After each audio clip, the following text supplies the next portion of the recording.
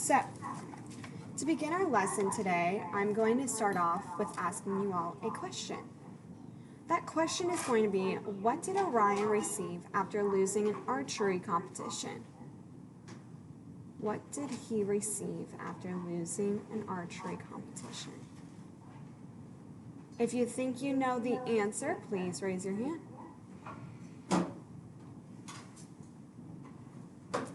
Riker, what do you think it is? A belt. A belt? So Ryan's belt. It's not that. Does Good anybody else thinking. have any ideas? But that was great thinking. Anybody have any ideas what Orion won?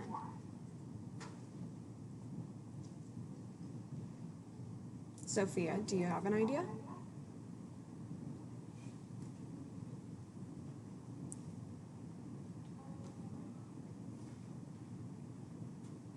It's okay if you don't have an idea, sweetie.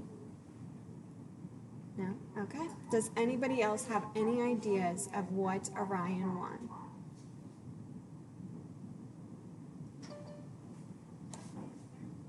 Do you guys want to know? Oh, Maya.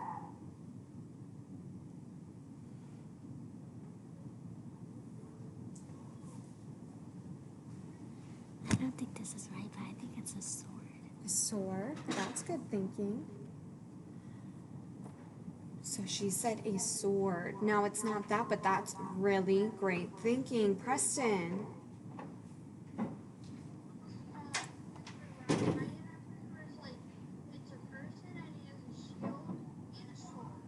He has a shield and a sword. So we're all thinking about what he has.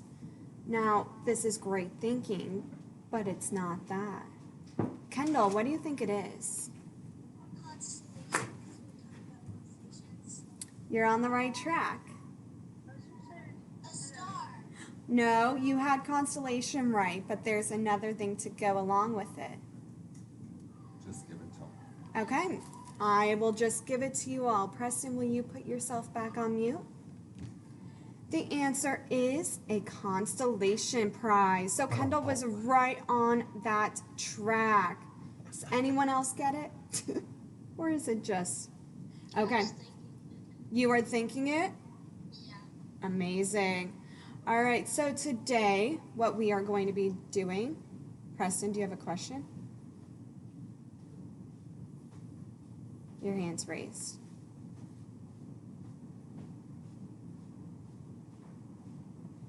All right, Preston, I'm going to lower your hand. All right, so today we will be comparing different myths about one constellation. So by the end of this lesson, your guys' lesson target is I will be able to explain the origin and myth of one constellation. Now today's lesson is so important because we can use these kind of skills every single day of our lives. You can use this when you look up at the sky and see a pattern of stars. You can think about whether or not that's a constellation or it's just a group of stars. So let's make sure we are paying attention. So by the end of this lesson, I want us all to show growth from where we started and feel ready to do amazing on our independent practice. Now our independent practice is going to be identifying an origin of a constellation myth from reading a passage with a partner. You will write what the myth was about and tell me what a constellation is. Riker. Sometimes at night, Mm-hmm.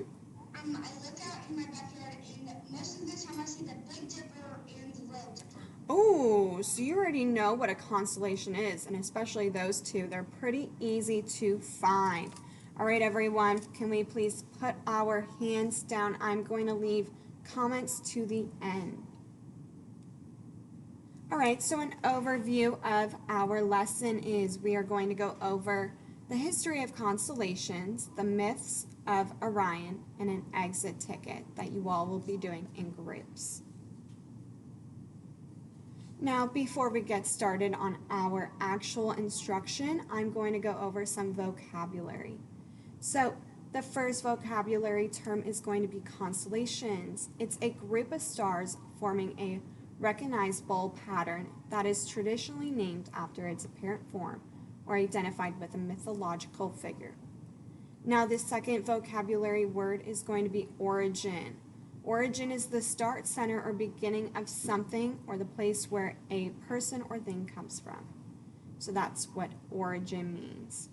At this moment, what I want you all to go grab are your whiteboard, expo marker, eraser, pencil, and your red notebook. All 5 of those supplies are written out on the screen. So I'm going to give you guys about 120 seconds to pull out those 5 materials.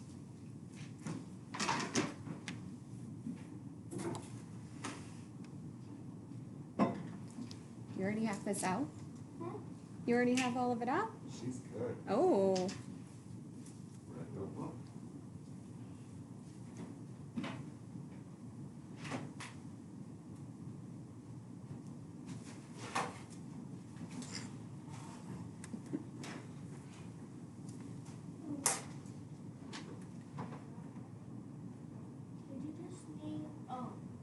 Will you get out of iReady and focus on my PowerPoint, please?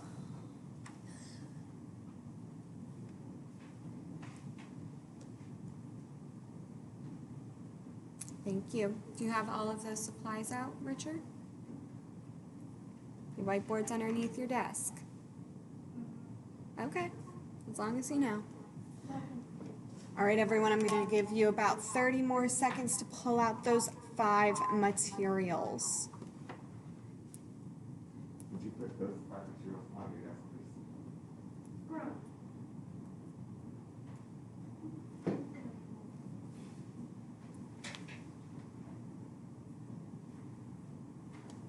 All right, perfect. Now we are going to get started. Now, what I would like you guys to do is partition your whiteboard into 2 parts. On one side, I want you to tell me what you see when you look up at night. And on the other side, I would like you to tell me what you know about constellations. So partition your whiteboard into 2 parts. One side is telling me what you see at night, and the other is telling me what you know about constellations. When you look up at the sky, what do you see? So what do you see at night when you look up at the sky? Sophie, what do you see when you look up at the night sky?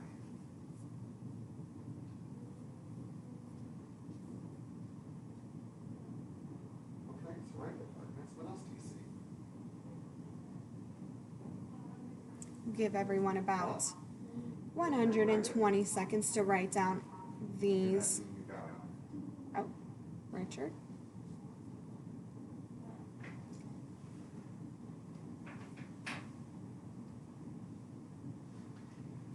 Then I'm going to ask you to get up.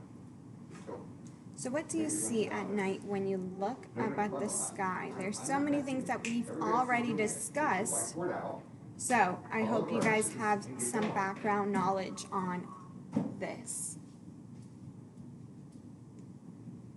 You have 60 seconds. So 60 more seconds to write down all of this information.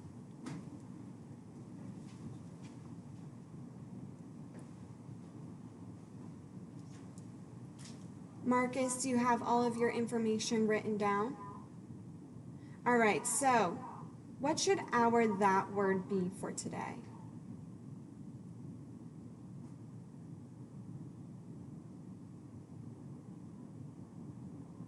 Moon, I guess? Moon? Okay, we can go with moon. All right, and 30 more seconds.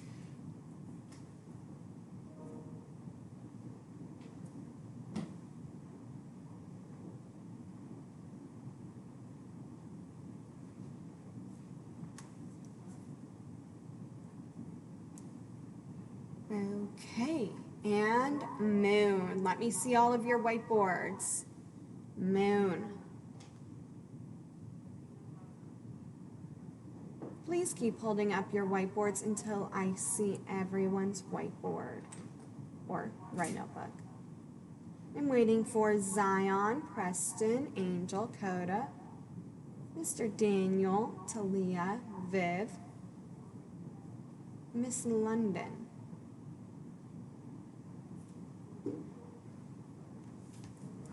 So, what do you see at night? Going to pull sticks. Kendall, what is one thing that you see at night? You see darkness. Now, if you had darkness, can you show me that agree signal? If you had darkness. Oh my gosh, perfect. And Viviana, what is another thing that you see at night? Viv? Stars. You see stars. If you had stars, let me see that signal as well. Oh my gosh, so many people had stars. Now, Richard, what is one thing that you saw at night? The moon. Did anyone else have the moon? All right. And did anyone have something other than those three? All right, I'm going to ask only one person. So, Miss Ella, what do you see? I saw stars in Orion's belt. Orion's belt. Oh, so you already know how to locate constellations. That's going to be amazing knowledge for you to have. All right, so we're going to go to our next question. What do you know about constellations? Nolan, what do you know about constellations? You might not know anything. Okay. So I would just ask, just what, like, do you see anybody that has information about constellations on the board? Well, I want, if he doesn't know, I want it to be like a learning Okay, thing. absolutely, good. Nolan, do you know anything about constellations? That's totally okay because that's what we're going to be working on today. So do not worry because by the end of today you will have background knowledge about constellations. Did Preston, what do you know about constellations? I know that constellations are stars that make a pattern. In a pattern, so there's stars that make a pattern. Does anyone want to build off of his knowledge? Kendall, I saw that you had something about constellations.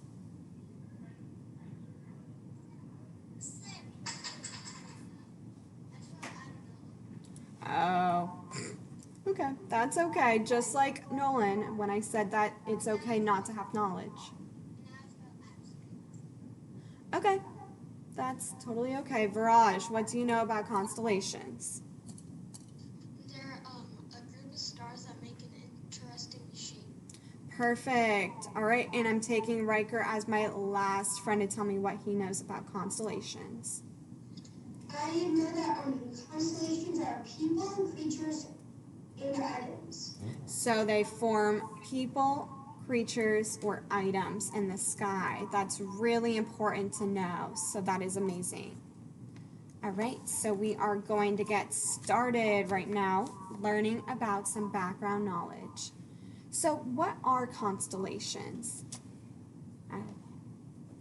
Constellations are a group of stars that form a pattern in the sky. So just like the images to the left, you see all of these constellations forming different patterns or different things that are important to other cultures.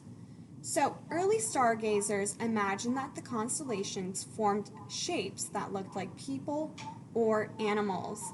So using their culture and things that are important to them, they created these constellations to help give purpose. Now, there's 88 constellations. So that's a little odd, right? Because yesterday we talked about there was, what, 2,000 stars, more than 2,000 stars in our galaxy? But if there's only 88 constellations, do you think every star is part of a constellation?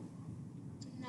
No. So, not every star in our sky is part of a constellation.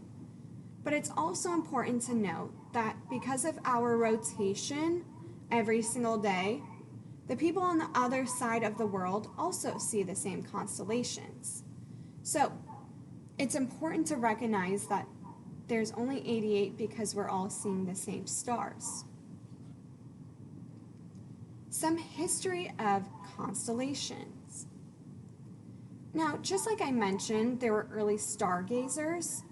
Those early stargazers were just looking up at the sky, thinking about those constellations, but the first people to actually record and write down those constellations were the ancient Babylons, Chinese, and Egyptians. So they all wrote down their constellations and created stories and myths about these creatures.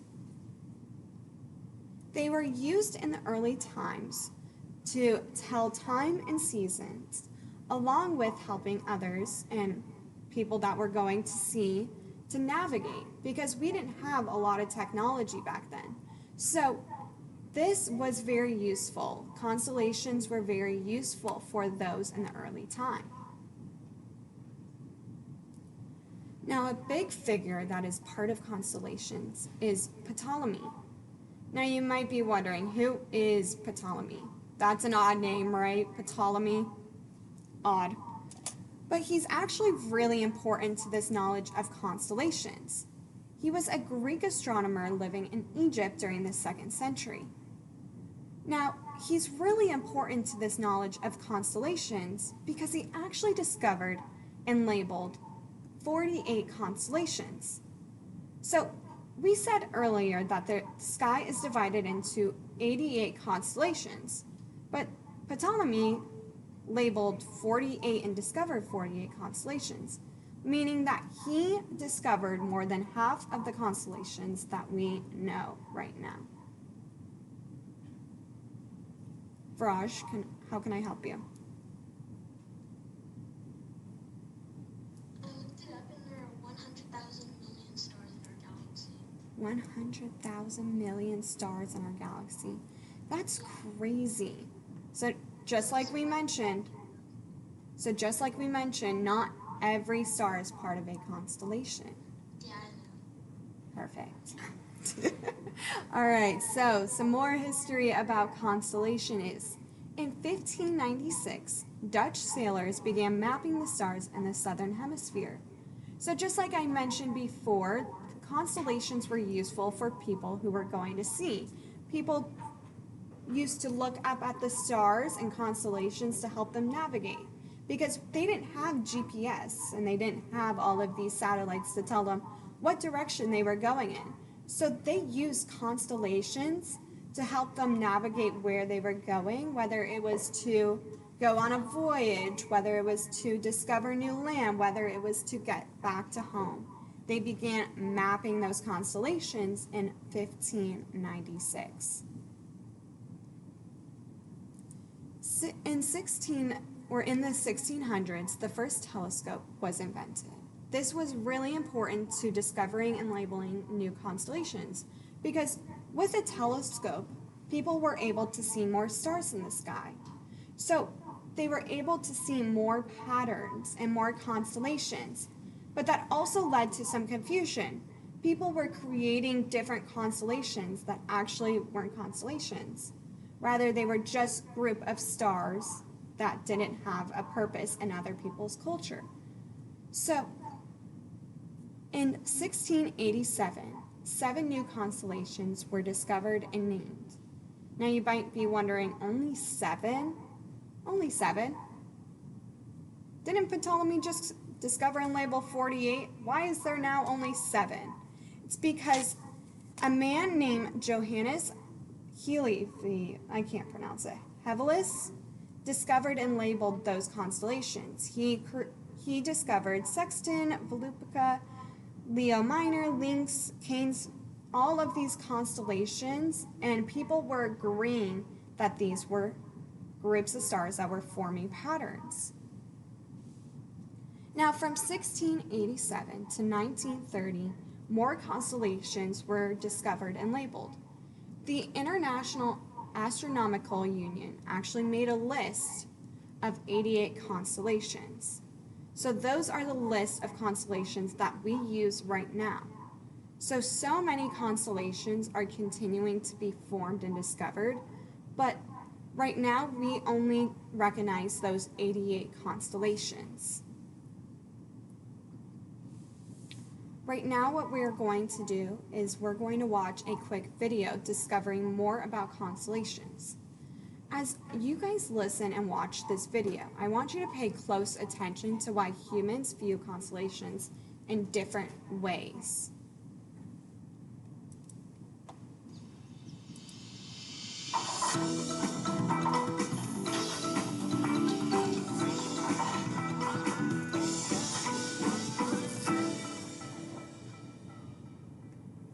Oh, hey guys!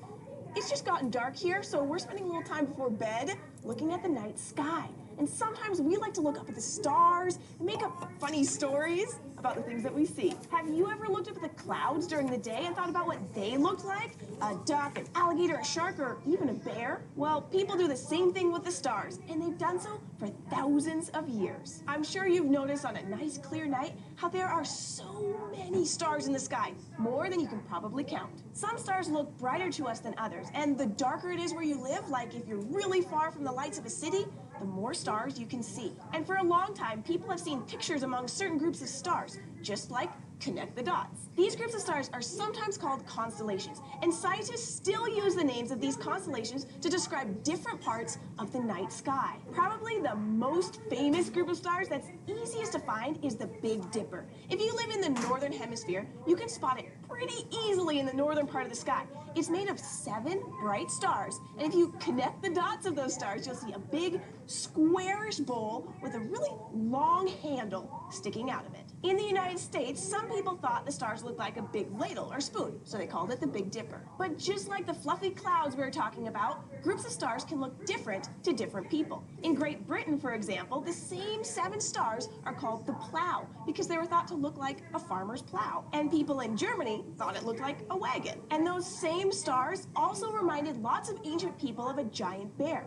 Scientists today consider the Big Dipper to be part of a bigger constellation that they call Ursa Major, for Great Bear. The Big Dipper is easiest to find in the summer when it's higher in the sky. But in the winter, you should look for another famous constellation, Orion. The first part that you'll probably see are the 3 bright stars in a row. In ancient Greece, stargazers thought that they looked like the belt of a great hunter. They thought the 2 bright stars above it would be where his shoulders were, and the 2 stars below it, his legs. The more people looked, the more other things they saw. And if you use your imagination and follow the stars from one of his shoulders, you can see another group of stars, like he's holding on to something, like a shield. And what are those fuzzy lights hanging from his belt? Well, kind of looks like a sword. There's a lot more to Orion than just a few stars. That's why when astronomers talk about constellations, they don't just mean the few stars that might look like something. They also mean all of the other stuff in that part of the night sky. So part of what gives Orion's sword its fuzzy brightness is a distant cloud of gas and dust called the Orion Nebula. That's part of the Orion constellation too. So what if you live in the southern hemisphere? Then keep your eyes open for the Crux, the smallest of the constellations. It's still pretty easy to find, especially in the winter, because of the 4 bright stars that make a cross, which is what its name means. The southern hemisphere is also a great place to find Sagittarius, a constellation that reminded ancient Greeks of a creature that was part man, part horse, shooting an arrow. For most people, the easiest way to find it is to look for the 8 stars that make this shape. To me, it looks more like a teapot, but that's why it's fun to make up stories. So the next time that you're outside and it's dark, look up and see if you can find any of these constellations or other groups of stars. Or you could just make up your own. Okay, Squeaks, let's find something that looks like a rat. See you next time on SciShow Kids.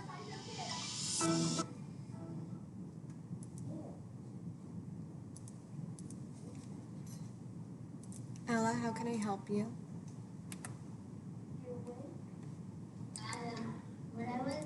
I've actually seen the Ryan's ball before. You have? Yeah, I was like, Oh. So that's going to be really important. So just like mentioned in that video, people view constellations in very different ways. So depending on where you are and depending on what culture you're part of or what country you're part of, you view constellations in different ways. You view that pattern in a different way and have a different purpose for that certain constellation. So what we're going to be doing next is actually looking at different myths about the same constellation of Orion. So as we do this, you are listening to find out the culture the myth originated from. And then after, you will be putting that myth into your own words. So at this moment, what I would like you all to do is go into your red notebook and partition your paper into fourths. So just like my paper, I split it into fours.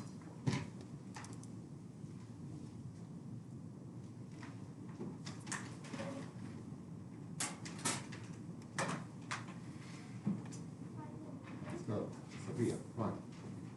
Your supplies are already out loud. So all of your supplies should already be out. So this shouldn't take very long for you all to do. London, do you have it? All right.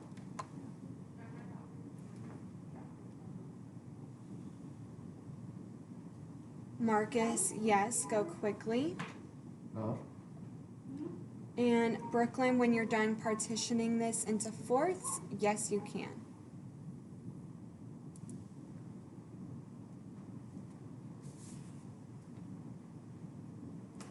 So once you have this partition into fourths, can I see your best peace sign?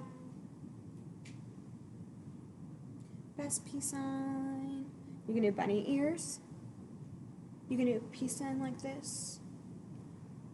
Just so I know how much time I should give everyone.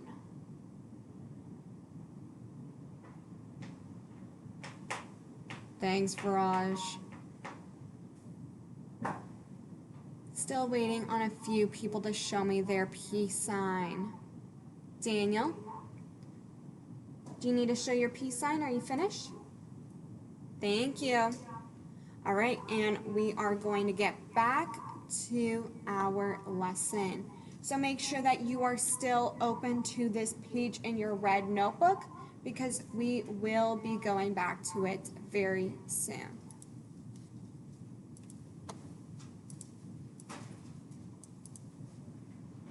Let me share my screen.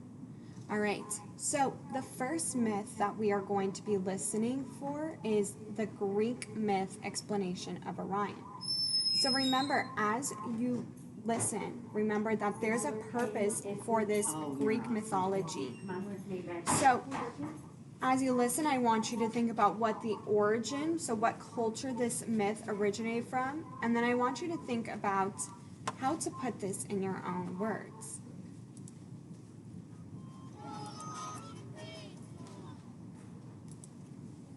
It's time to learn about one of the constellations in the night sky. Do you recognize this constellation?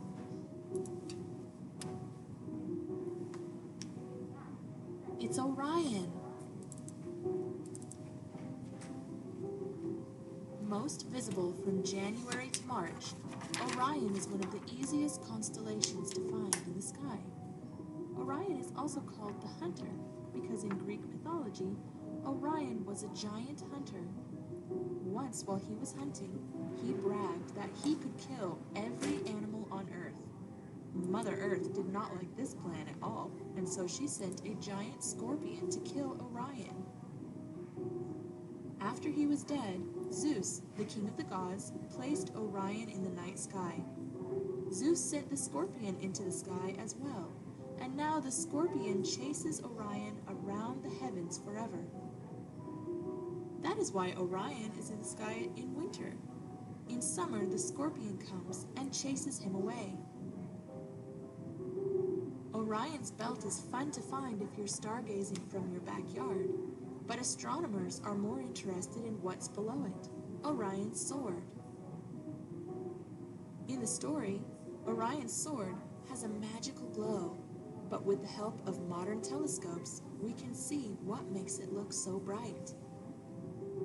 Orion's sword is home to the Great Orion Nebula, a cloud of dust, hydrogen, helium, and other gases. The Orion Nebula is a special kind of nebula called a stellar nursery. At least 700 stars are currently being formed there. If the sky is dark enough, you can see the nebula with just your eyes, but you can get a better look with binoculars or a telescope. Next time you are out at night and the sky is full of stars, take a look and see if you can find Orion, the constellation of the Hunter.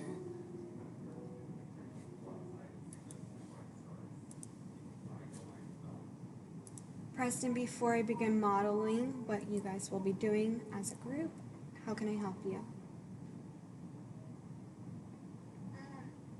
I've actually seen the Orion Nebula myself out through a telescope.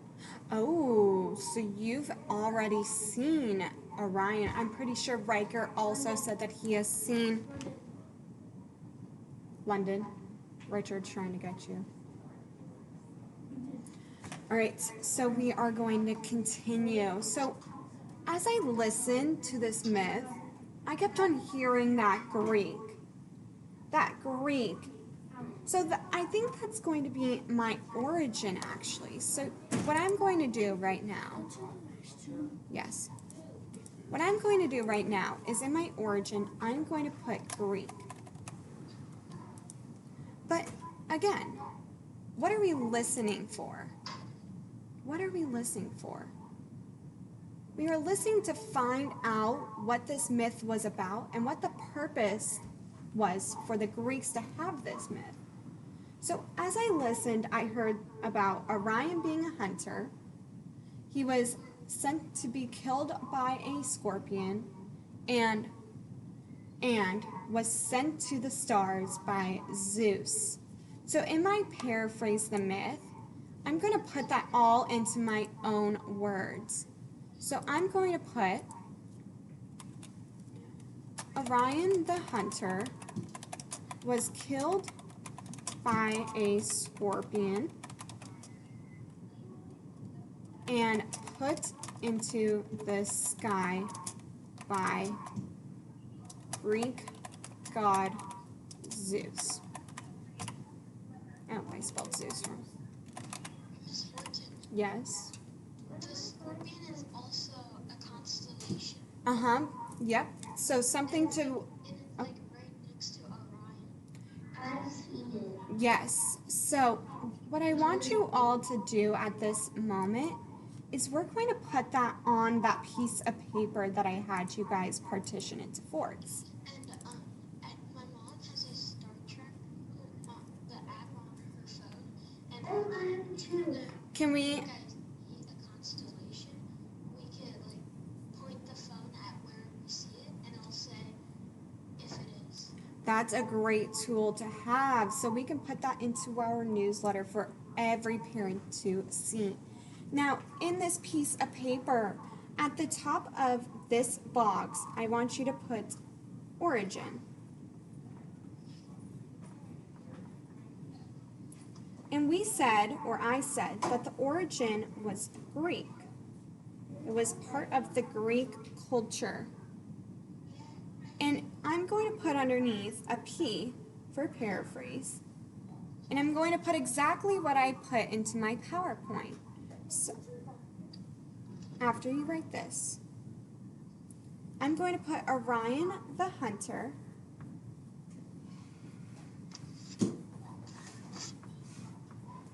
was killed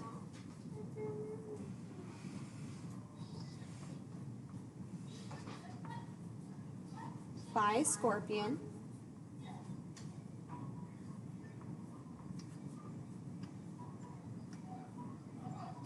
and put into the sky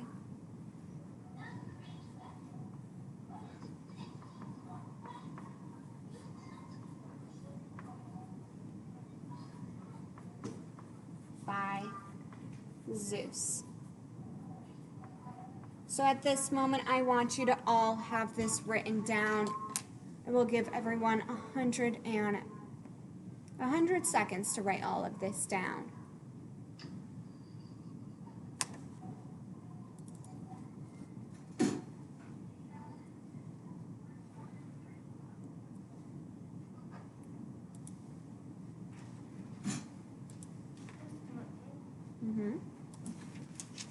Yeah, sorry.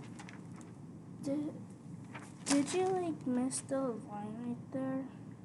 No, it's right here. Is that all supposed to be in here? Yeah. Do you want to repartition your paper? So you can write it right here. So put origin and then put your P and write down what I wrote. I want to be right here. You want to be right there? Mm-hmm. Once you show me that you're doing this, I can move you right here.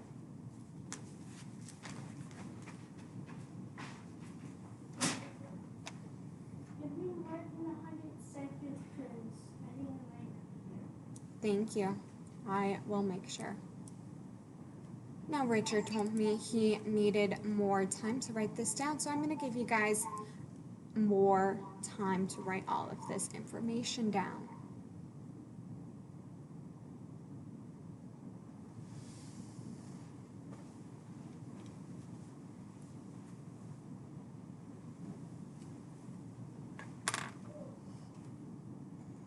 Thank you, Angel.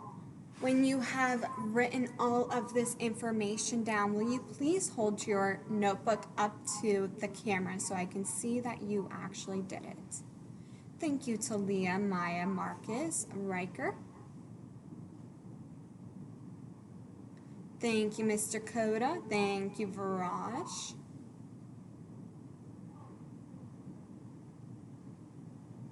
Thank you, Nolan. Thank you, Miss Miranda and Ella. Thank you, Miss Sophia. Thank you, Ivy. Yep.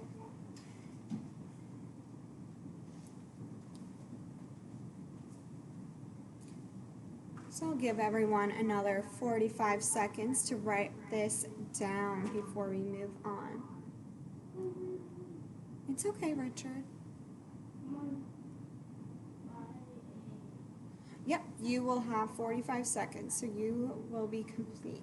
I already know that. I can sense it. So, as people are finishing writing up, I want to go back to Viraj's statement about that scorpion. So, they actually put that scorpion in the sky for it to forever follow Orion. So he is constantly being hunted after by that scorpion and reminded of the way that he passed away. So that's really, really cool. At least I think that's cool. Don't know about you guys, but I think that's cool. Ivy's giving me bug eyes. I think she thinks it's cool. Marcus thinks it's cool as well. Miss Maya, I think you think it's cool. Are you finished?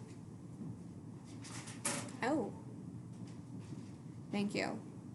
London, will you tell me when you're done? Okay.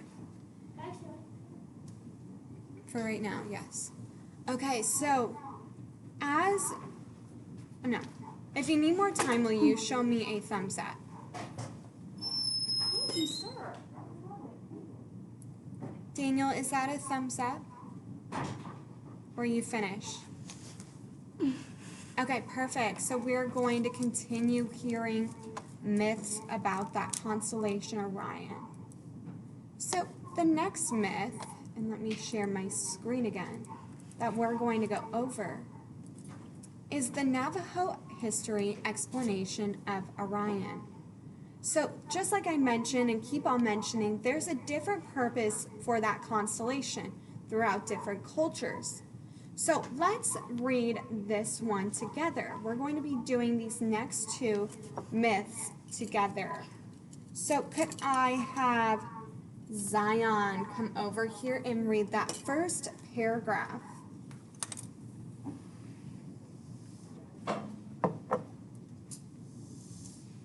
He's being pulled. Oh, sorry. He's being pulled. All right, Riker, will you read that first paragraph? Navajo. It's Navajo, sorry. Navajo? Navajo. The Navajo labeled a powerful wound to Orion. The Navajo called Wisdom that starts the first Slim One. The first Slim One was a protector and was pictured with the bow and arrow ready to defend his people. All right, the next person to read that second paragraph is going to be Miss Brooklyn.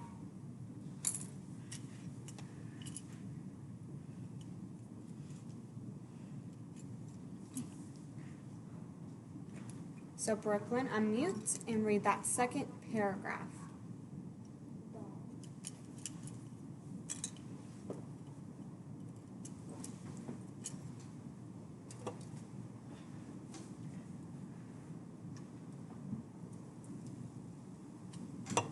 Brooklyn, are you having issues unmuting? Okay. Then I'm going to have Sophia come over here and read that second paragraph.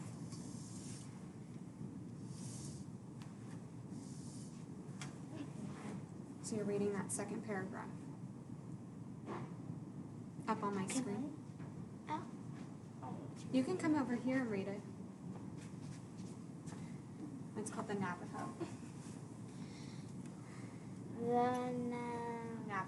Navajo used first Slim One to plan their planting and harvesting. When first Slim One set in May, it was time to plant crops because first Slim One was used with planting. It is often seen with a digging stick nearby so that he can make holes to plant seeds. Perfect. So, looking at this passage, what I want you all to do is on your whiteboard, please tell me which culture this myth originated from. So who created this myth? Please put that down on your whiteboard. Will you go back to your seat, sweetie? Okay, never mind. You can stay here.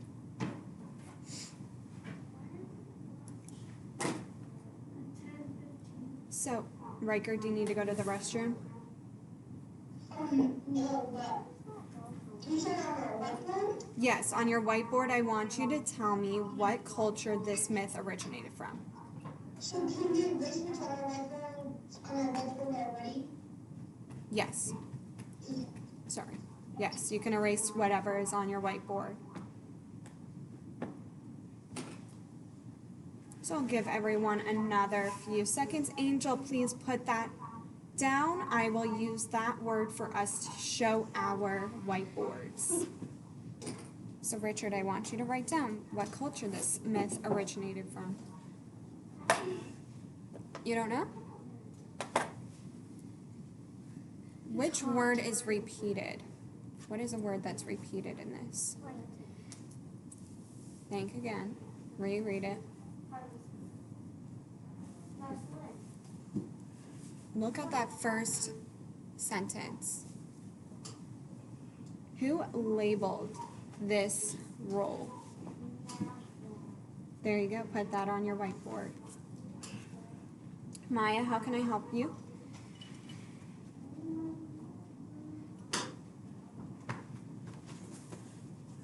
Richard, go back to your seat. You're distracted. I just wanted to answer. Oh, you wanted to answer. Okay, I will call on you if you want to stay in I'll here. put on my jacket. Okay. All right, so just like Marcus said, that word is moon. So moon, let me see all of your whiteboards. Let me see all of your whiteboards. I'm still waiting for a few people. Miss Viviana is writing it down.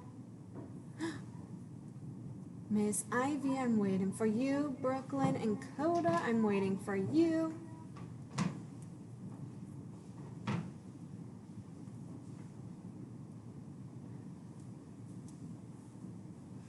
All right. So, I know Miss Maya had her hand raised. So, what is the origin of this myth, Miss Maya?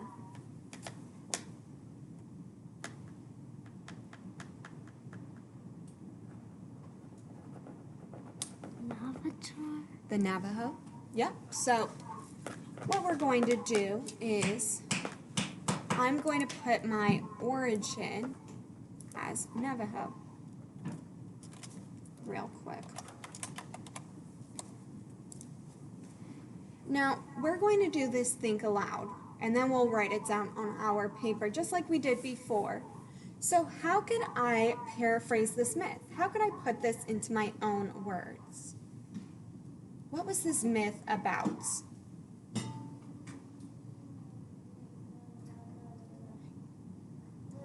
We can just have a discussion. You guys don't need to write this down on your whiteboard. So if you have any ideas about what this myth was about, please raise your hand.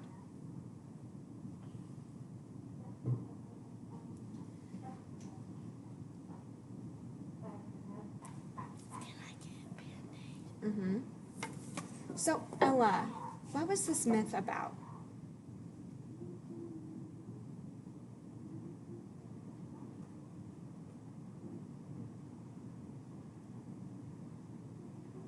What did they label this group of stars?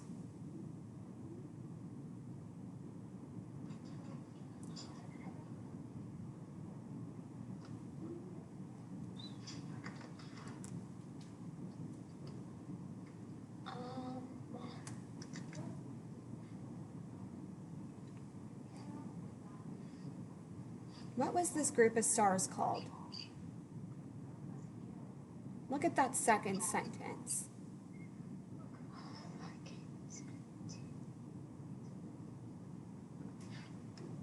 Group of stars? What was it called? Keep on. All right, so that group of stars was called the first slim one. Now, who was the first slim one to the Navajo culture? What was the purpose of this first slim one? Angel, what was the purpose of the first slim one? Who was he?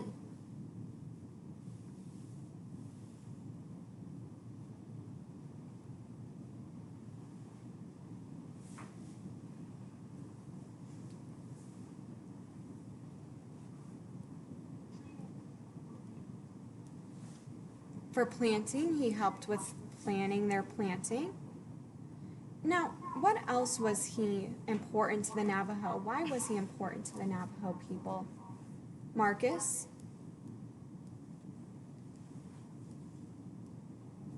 He was the protector. He was the protector and ready to defend his people. So now that I know the first slim one was a protector and helped plan their planting, how could I put that into a complete sentence? How could I put that into a complete sentence? Daniel.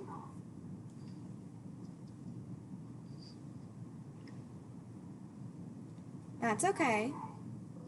Viraj, how could I put this into my own sentence? You could say the first slim one was important to the Navajo because he was a protector and he helped them plant crops. The first slim one was important to the Navajo because he was a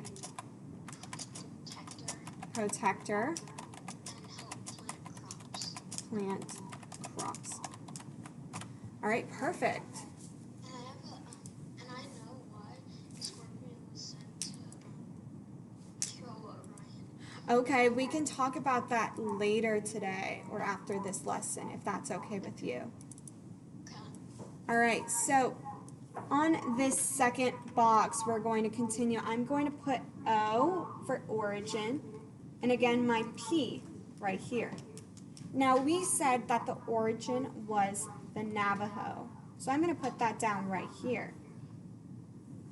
And in this paraphrase, I'm going to put down exactly what Viraj told me. The first slim one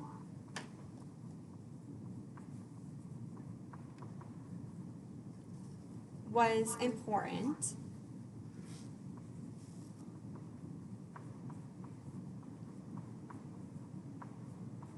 to the Navajo people.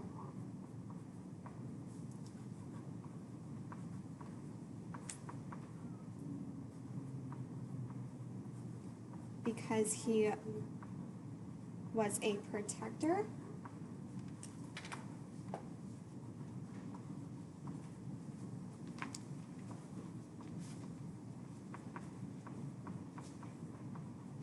and helped plant crops. That's true.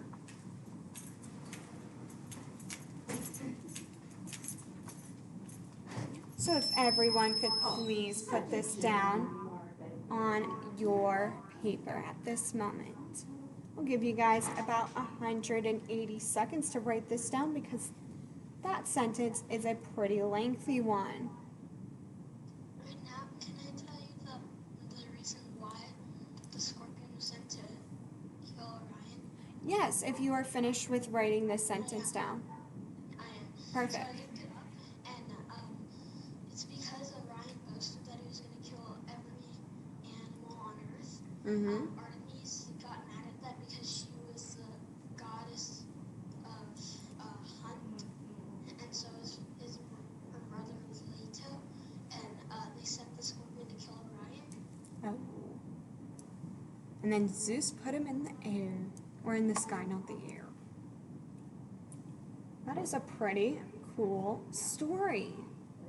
That is really, really cool. And I'm sure the Greek people still use that today. Use that myth today. Did you hear that? Did you hear me? Yes, I did. Oh, okay. Because I couldn't hear you for a second. Oh. It's okay. Again, when you're finished writing this down, please show me.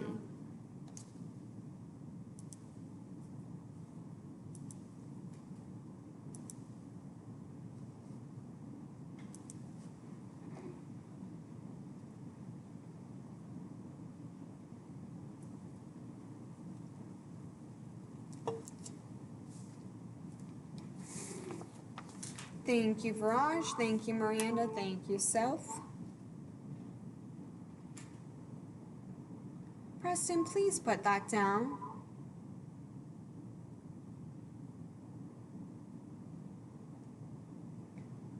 Soph, do you have a question? No? What is your question? You can turn and face me.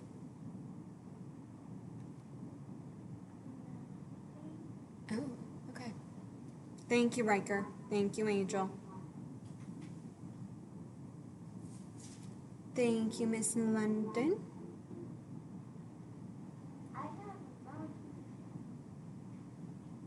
Thank you, Mr. Nolan. Thank you, Miss Ivy. Thank you, Ella and Talia.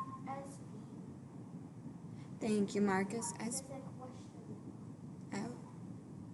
Thank you, Miss Maya. I'll give everyone another 30 seconds to write this down.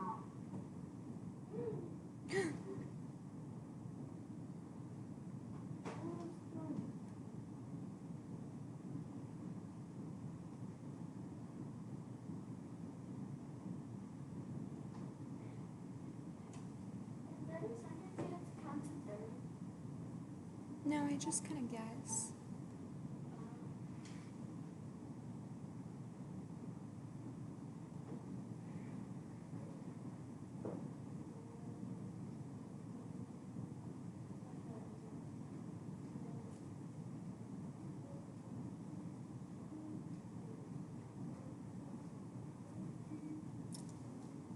I'm just going to give a few people more time to write this down.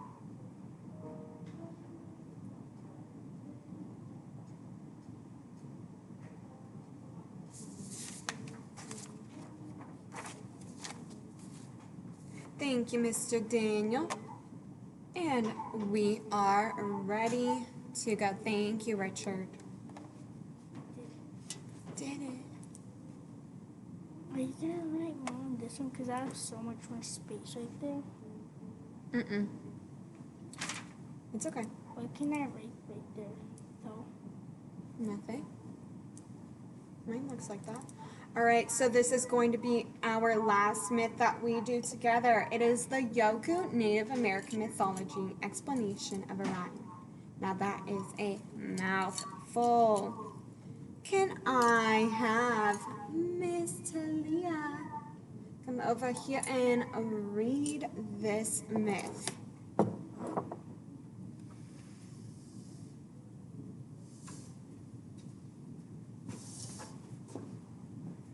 Have to read that. Mm-hmm. You can do it. So, the wolf and the Crane. It's too small? Okay. Let me just increase the size then. Let me get rid of this.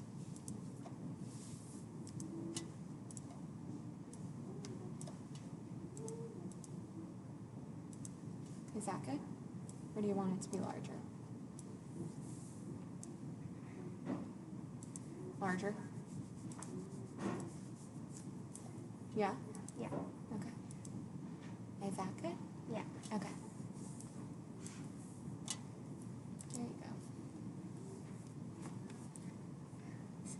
The wolf and the crane were married. The wolf never Provided. provided for his wife and two boys. One day the crane tried to run off with her two boys and was found by the wolf. The wolf tried to kill her and at last hit her when the wolf went to the crane. She killed him, then she went away with her two boys and they all turned into stars in the sky. There are Called Yiddish.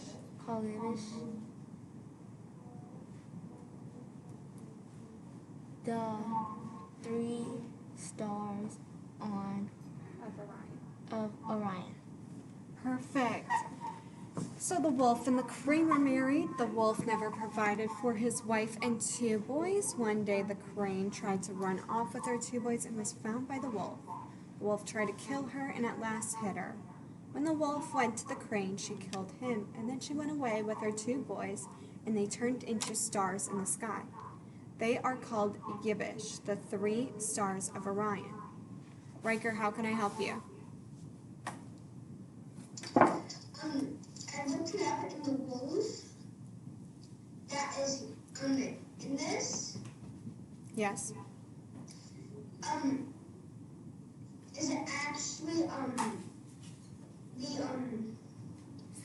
god of the underworld in disguise? Oh, that's crazy. I did not know that. All right, so again, what I want you all to do is on your whiteboard, please tell me what culture this myth originated from. So it's up at the top of our PowerPoint. If you need a hint. Sophia, turn around. Put it on your whiteboard. Richard, go back to your seat and do this.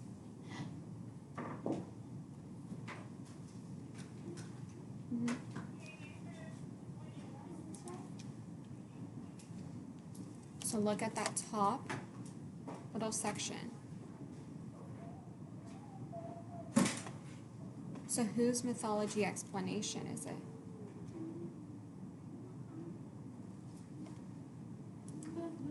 So whose mythology explanation of Orion is this? Look at the top. Give everyone another 45 seconds to write this down.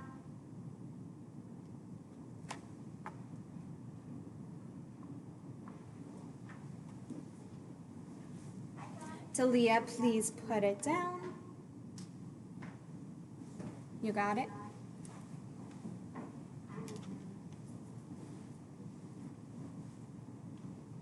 All right, so I'm gonna say moon. Let me see some whiteboards. Let me see some whiteboards. Ooh, ooh. Everyone has the right answer on their whiteboard.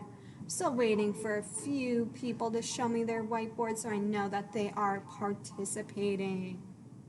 So I'm waiting for Viv, Brooklyn, Mr. Keelan. What myth did this originate from? Which culture did this myth originate from?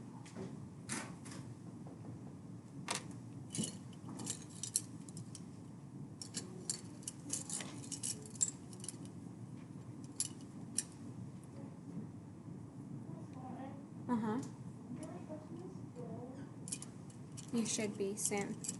All right, so can I have Marcus tell me what culture this myth originated from? The Yoku Native American. So I'm going to put that down right now.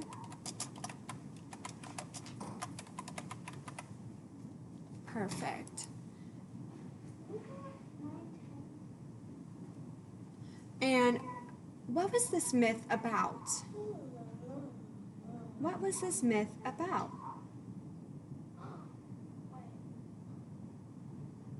Talia, what was some key details about this myth?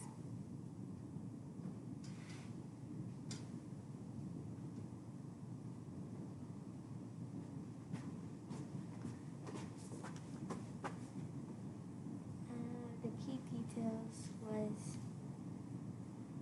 like the why, The crane. the crane, what? So the crane tried to leave, but the wolf tried to kill her. The wolf hit her, but then the crane killed the wolf. And then they both, so the boys and her two kids, the boys and the crane, they turned into stars. They turned into stars.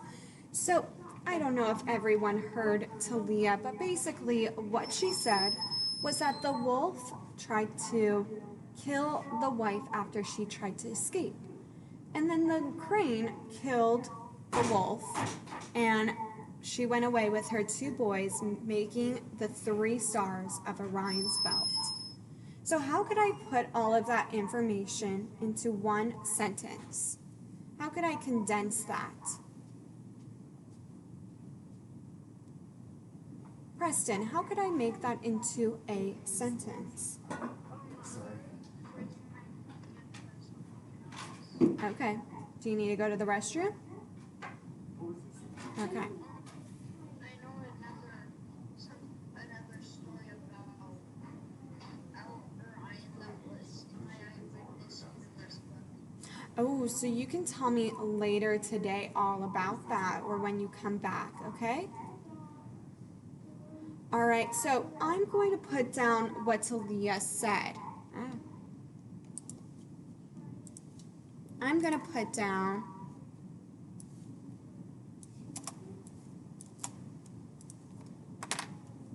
the crane killed the wolf after trying to escape. She then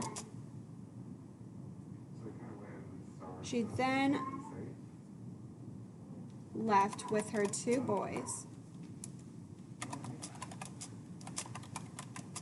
making the 3 stars of Orion. So I'm going to put that down in my third square.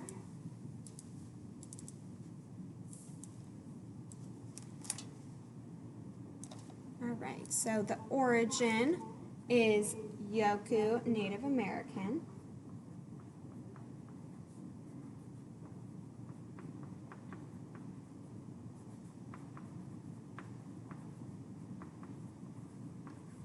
That paraphrase was the crane killed the wife, or the wolf, not wife, after trying to escape.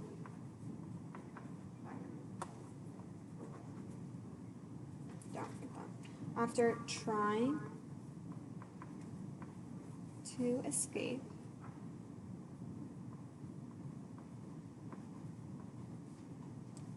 she then left with her two boys.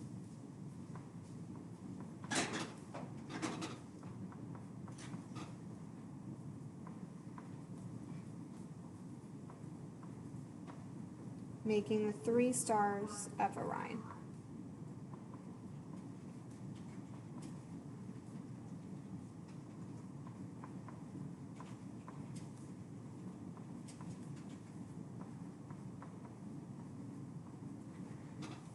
So if you could all please put that down in your red notebook at this moment. Now again, when you have completed writing this down, please show me. That's where it's from. Thank you, Miss Ella. Is that what origin means? Where it's from?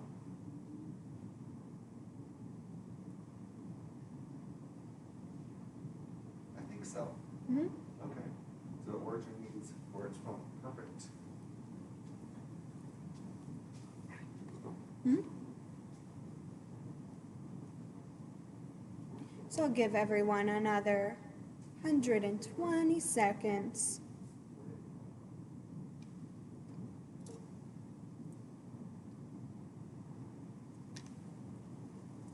Thank you, Miranda. Preston, do you have this written down?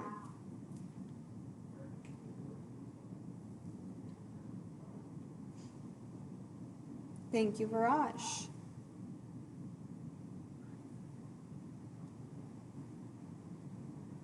Preston, please put, hopefully that's your little sister, I can't really tell.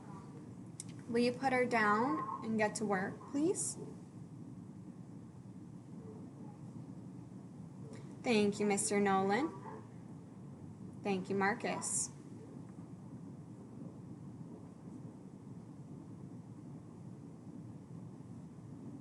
Give everyone another few seconds to write this down.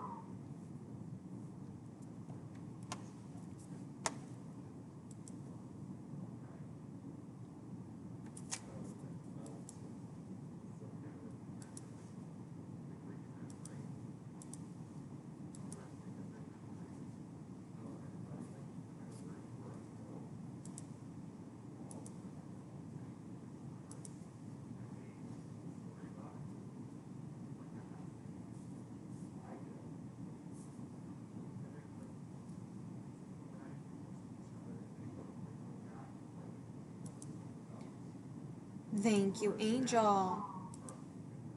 I'll give everyone another few seconds to write this down before we continue.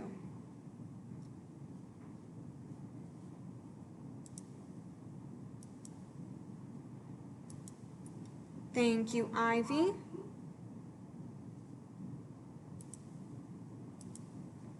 Yes, Coda.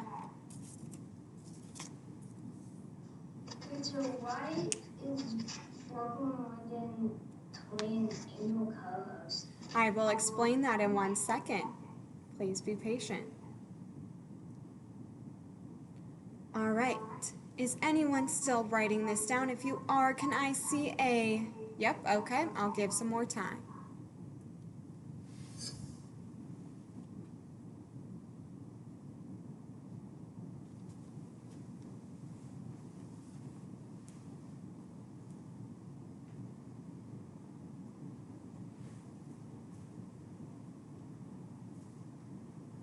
Talia and London, when you guys are finished, can you please tell me?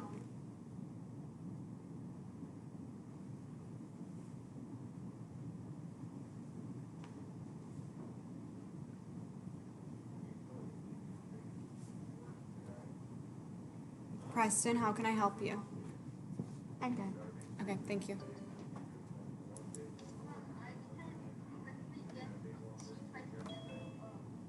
Oh, yes. You can share that later today. I'm sorry, can I interrupt? Yes.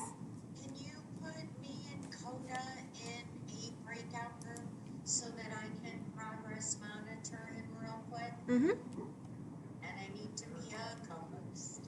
Okay. Do you mind waiting like 1 second? Sorry, I'm just doing my PA. Okay, thank you. All right, so we're going to continue. Oh, perfect. Preston, please put that to the side. We'll look at it after this lesson.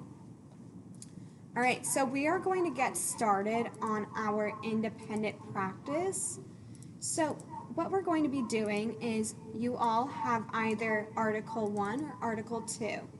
So I'm going to put you guys into breakout rooms where you will be finding again that origin and paraphrasing the myth. So when you get into that breakout room, my expectations are that you read that passage together. That is why I made someone co-host, is so that they can share the passage. That way you are all on the same page. The second step is to talk about the origin together and write it in your last square on your 4th box. Then you will be discussing the myth and beginning to think about how you could put that into your own words. You will then write your paraphrased myth or your myth in your own words in your last square of your 4 box. Afterwards, you will fill out the Google form for the exit ticket. So at this moment, what I want you all to do is go to Google Classroom, and you will all see the questions in the form. They will be the origin, the paraphrased myth, and what a constellation is. So does any... Does it say Article 2? Does it say Article 2? Where will it be? It's in Google Classroom. Viraj, your Article 2, yes. All right.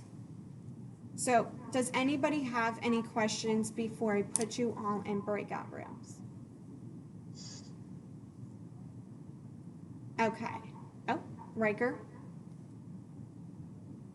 What's it called?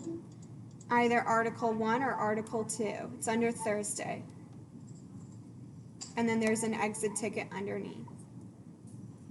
I don't have it. Okay, I'll just share it with you if you could be patient.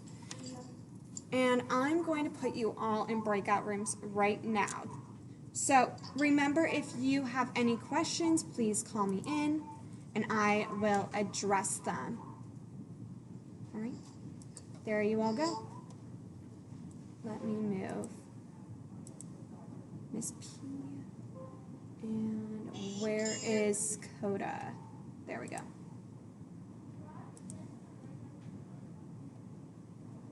There you go. Coda, please go to the breakout room. Remember, Coda and I breakout rooms don't work. Coda and yours doesn't work? Yeah, Coda and ours. Okay. This one. Yeah. This one. Yes. When you're in Brooklyn, we don't really work well together because I mostly do all the work and she does nothing. Okay, then I'll put her in a different breakout room then. So, Viraj and Riker, And Barrage can't get into his breakout. I know, neither can Coda, and he needs to be progress monitored.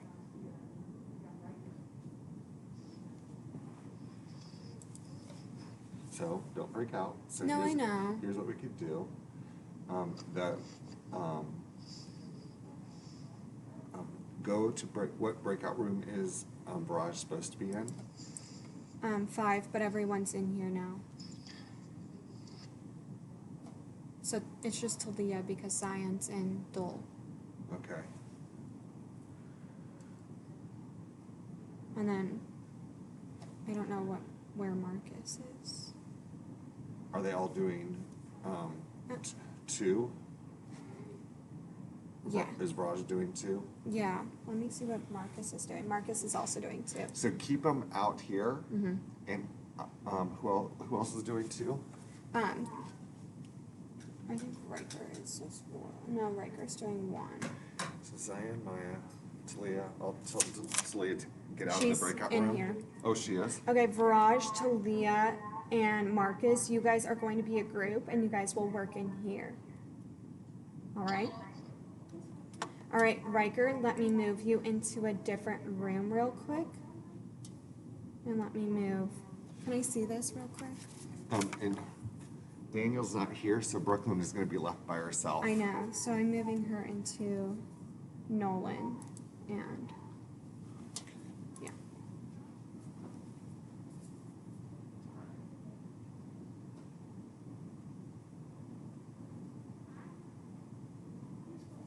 Mm-hmm. Yeah, just click on that. Oh. Will you get out of that? That's yesterday's. So Talia, please share your screen. Riker. I don't know where you're at. Let me do this real quick. I'm moving you into breakout room 2, Riker. Okay. Maya. Go to your breakout room, sweetie. Whoa.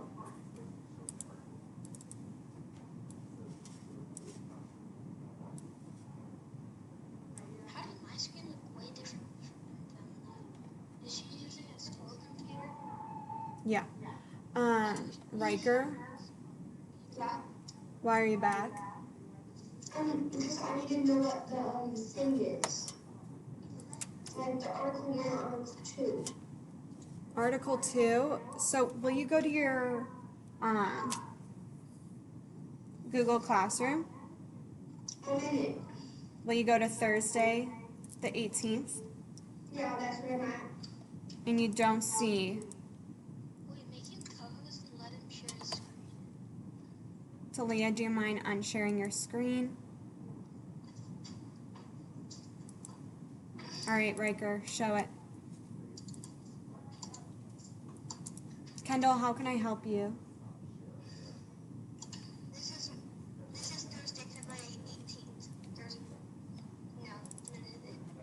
That is very odd. Is anyone else having that issue? No, I haven't. Okay. Let me do something real quick. Wait, Riker, go to stream. It might be in stream instead of classroom. Oh, here you go, Riker. You should have it now. Refresh your page. Miss P, Coda's room isn't working, like his breakout rooms aren't working, but neither are the students in here's. Oh, wait, you're on mute. Okay, no problem. I've got to go to a different grade level now anyway, so I will try and get him a different day. Okay, thank you so much. Okay, thank you. Bye-bye. Coda? Oh, yeah, there it is. Article 1. Yeah, I have it now. Okay, go to your breakout room then. Kendall, how can I help you? Kendall? I think she's frozen. Oh, okay. And Coda, I'm going to put you in this group since you can't go to breakout rooms. So I just shared Article 2 with you. Yes. All right? Do you have your headphones on so you can hear them? All right. So Talia, you can now share your screen.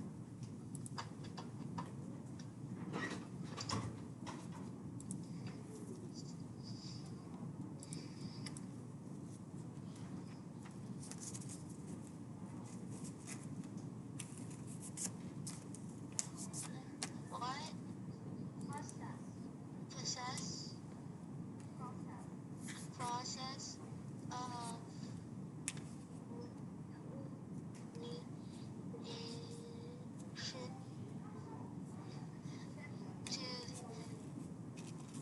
to this holy cycle, completing it in excitedly 70 days.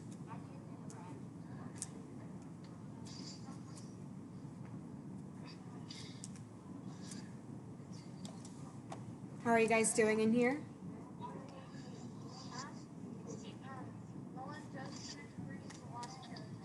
Okay, perfect. So, what is the origin of this story or of this myth? The ancient Egyptians, so please put that down on your fourth little box.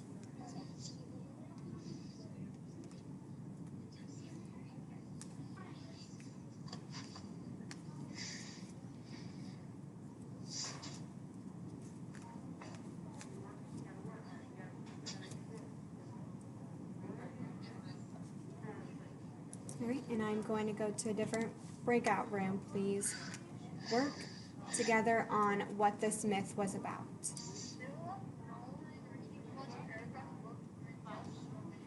That's okay. She can work together with you guys, so she knows some of it at least.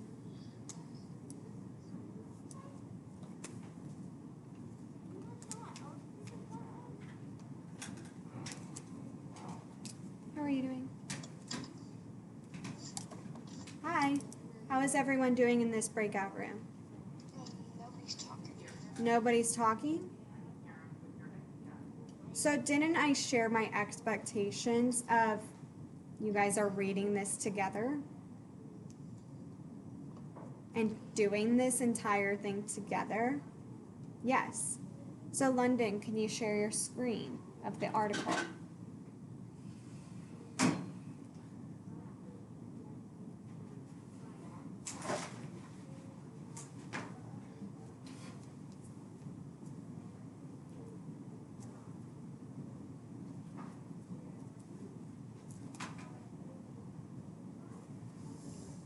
Okay.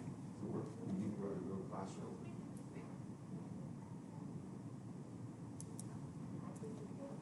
I'm seeing where you go to get to Google Classroom. There we go. Go to classwork. Go to Thursday. Thursday. Thursday. God dang it, Jason. Article 1, click on it.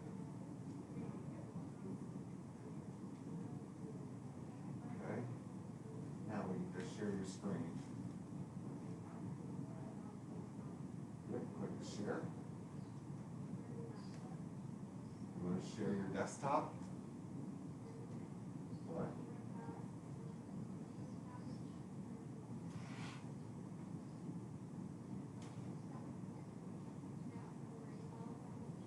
Who wants to share it?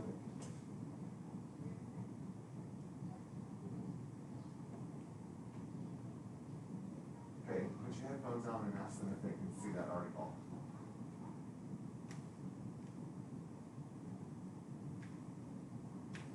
Wait, just talk to them, they can hear you. Are you on mute, right? Gosh dang it. Man, oh man.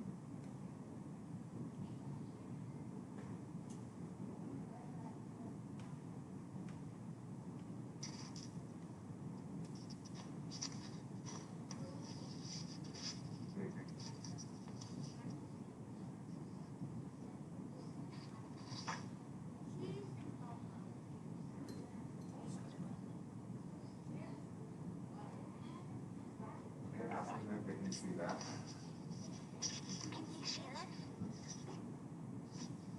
The ancient Egyptians. Can you see it?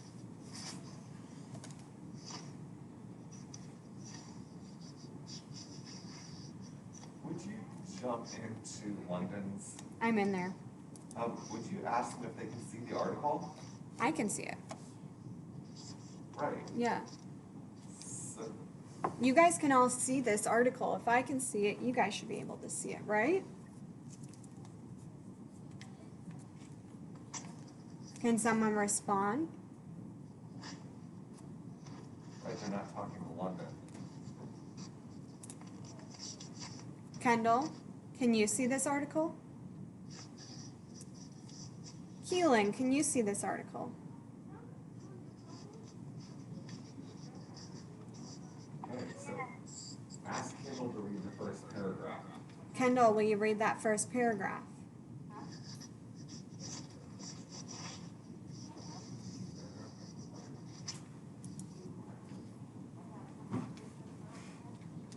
Out loud.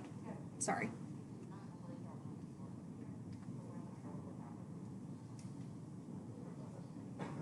Wait, I can't hear you.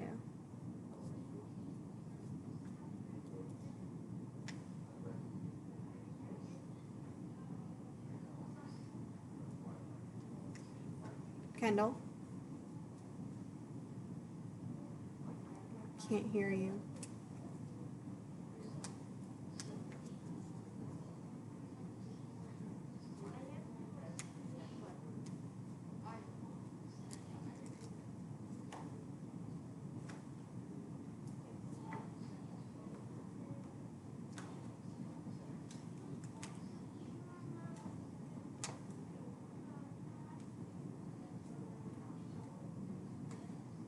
Will you go back to it?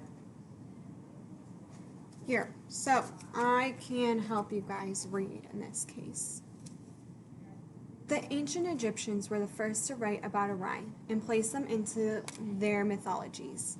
They connect the stars of Orion with Osiris. Osiris was the sun god of rebirth and one of the most important gods of the ancient Egyptians. Orion was thought of as the being of Osiris after his death. Isis lived on Sirius. In Egyptian mythology, Osiris was killed by his jealous brother Seth, then shortly brought back to life by his sister. Seth then married Isis to father the god of Horus. Egyptians saw Osiris in the moon, whose phases caused the Nile rivers to rise and fall each month. The constellation Orion was related to the yearly flood. As god of the dead, Osiris welcomed the recently dead to their new world. Sirius, the brightest star in the sky, rises in the east just before the sun once each year, this being after a time of invisibility lasting about 70 days. Egyptian writing described the last look of Sirius in the night sky as its death, its night or its daytime invisibility, and its rising with the sun as rebirth. Also, they measured the process of mummification to this holy cycle, completing it in exactly 70 days. So, what is the origin of this myth? Who created this myth?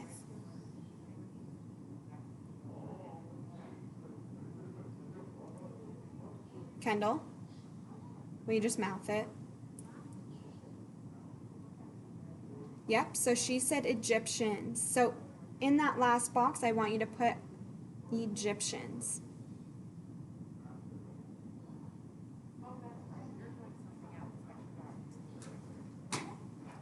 She said Egyptians was the origin of the myth. You put it in that last box.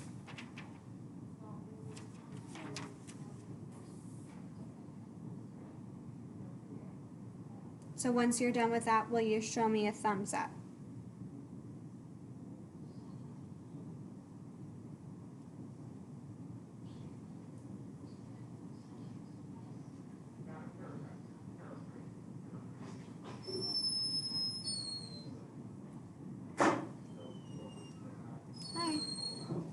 you guys just go to iReady? Thank you. Sure.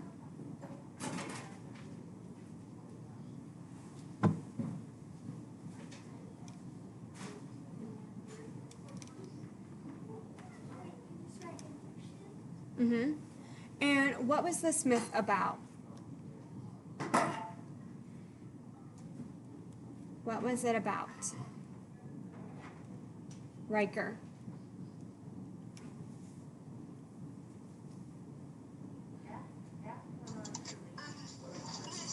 This was about Orion. Osiris. And what about Osiris? Can I go to Amplify? I ready. No, I go to Amplify or I I ready. ready? Okay. So what about Osiris? Why was he important to the Egyptians? He was important to the Egyptians because he could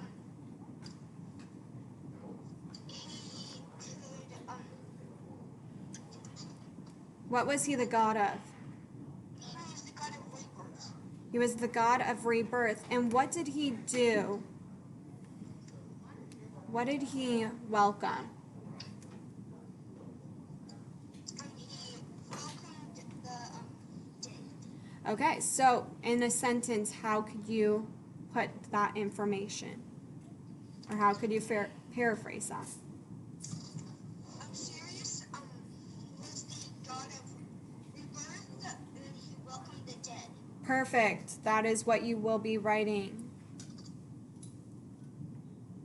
Once you're done with that, you can put that information into that exit ticket on Google Classroom.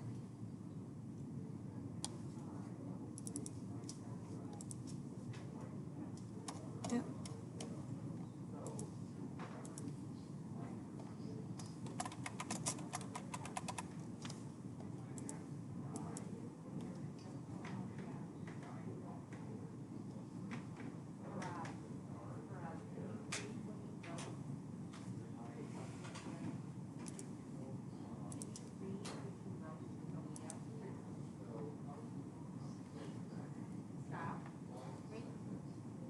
So Osiris was the god of rebirth and welcomed the newly dead. Do you want help writing it? I don't know if I spelled this right. It's okay. That's all right if you didn't spell it right.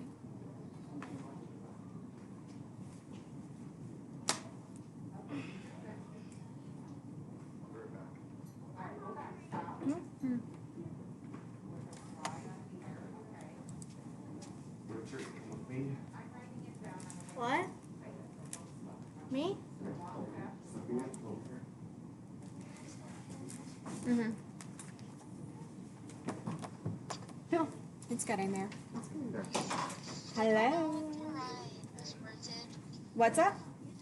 I don't know what's right.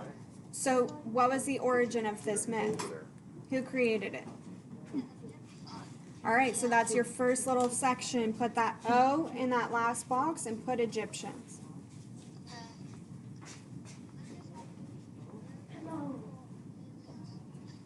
Check. What's up, Preston? We're really having trouble Yeah. with the What's the, I don't know what still you're part of saying. that group, right? Yeah, so put your headphones on because I don't know what they're saying. Sophia, get over here. All right, so your last box should look like this. Now, what was this myth about?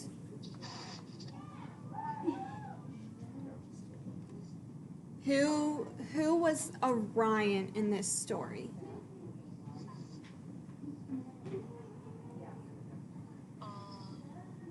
Osiris, right?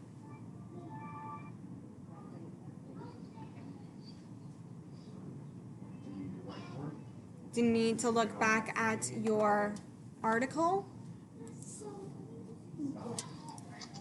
Please. That's easy. She's way ahead of you. So if you look at this, They connect the stars of Orion with Osiris. Now, why was Osiris important to the Egyptians? Who was he to them? Look at that next little section. God? He was the god of rebirth. Oh, So, Osiris was the god of rebirth. the sun god of Okay. And what did he do? The sun god of rebirth. And who did he welcome? Look at that last sentence of the first paragraph. God is God of the dead. He welcomed the recently dead.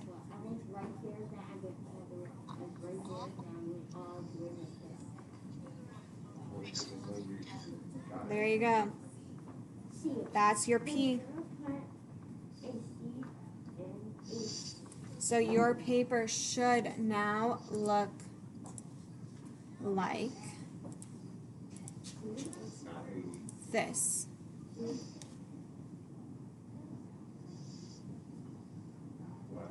So I'll give everyone about a minute to write this down just because I have to go into another breakout room.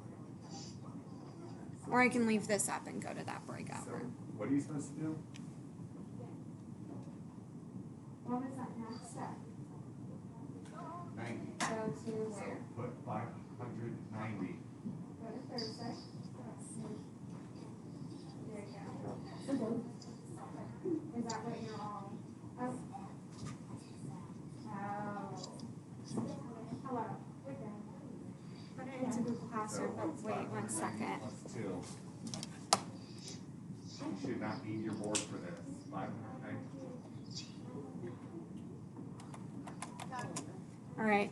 Write it down. So give me about 1 second We'll bring that apple back to your desk. to do something real quick. Go. Okay. All right, I'm waiting for everyone to return from their breakout rooms. Ivy, were you on task this entire time? Marcus, when you learn about decimals, it's kind of confusing.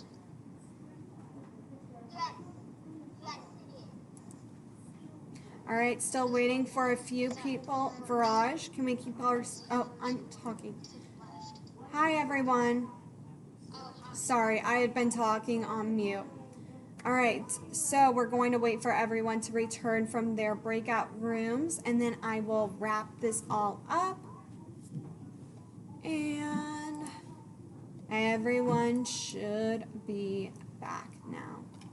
So today we learned about constellations and the understanding that we have different stories for certain constellations. Different cultures have different purposes for these constellations. So will you all close your eyes and show me on your fingers how you feel about constellations? So 1 being that you need a lot of support, 2 being that you need some but you're getting a hang of it, 3 if you're understanding what a constellation is, and a 4 if you could teach it to a friend. So please close your eyes and show me on your fingers. I'm only seeing 2, 3, 4, 5, 6, 7, 8. I'm only seeing 8 people. All right, you guys can open your eyes now. So that's all right if you guys were out of 2, out of 3. You guys are totally fine because this was an introductory lesson and we'll be continuing to learn about constellations for the next 2 days. So can I have 2 friends tell me something that they learned today? If you learned something today, please raise your hand. Viraj, what is something that you learned today?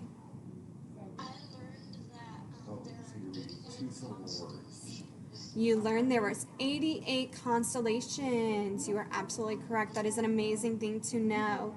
Now, Miss Ella, what is something that you learned today?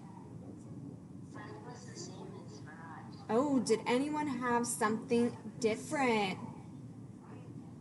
Riker.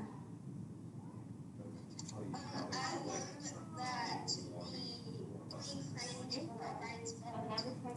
The crane and the two suns were the Orion belt. That is amazing.